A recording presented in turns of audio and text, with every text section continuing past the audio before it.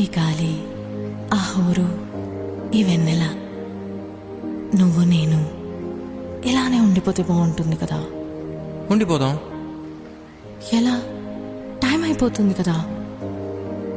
ఆపేద్దాం. అలా సినిమాల్లోనే అవుతుంది.